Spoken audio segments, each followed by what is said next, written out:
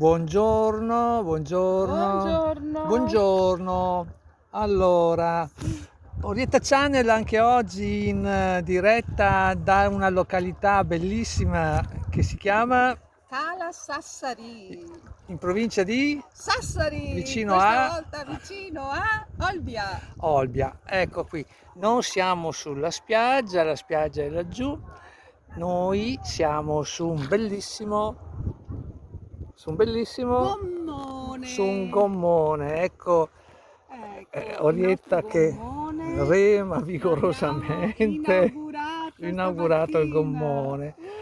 Il camper è laggiù, non si vede, è proprio dietro al chiosco, non si riesce a vedere. Sulla spiaggia si può dormire qui benissimo, tranquillamente a Cala Sassari Sì che si durante vede, la notte. vedi? La notte dov'è? In mezzo agli Ah, in mezzo ombrelloni agli là, vedi che ombrelloni. c'è il tettuccio aperto. Sì, è bellissimo, si può dormire, non è proibito ai camper. Sulla spiaggia ci sono anche dei chioschetti dove è possibile fare colazione alla mattina. Bene, Orietta Sì. si sta dando da fare con i remi, grande stile di rematrice, grande. Sai che fatica? Nocchiere e fatica per forza, figurati, siamo legati con la cima.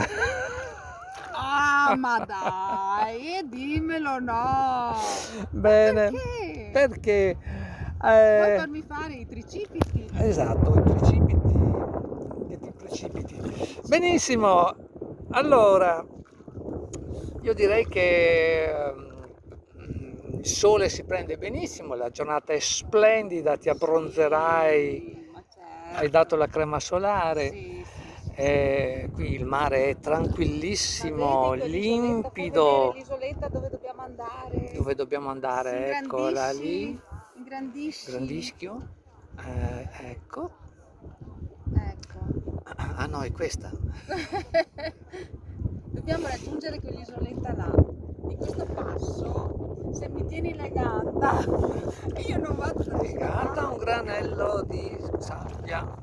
Bene, allora fra qualche istante nel prossimo video Orietta ci racconterà una storiella, una barzellettina, parte. visto che siamo in Oddio. mezzo al mare, che riguarda i pesci.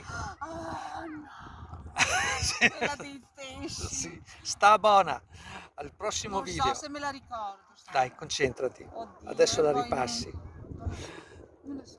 A fra poco. A fra poco.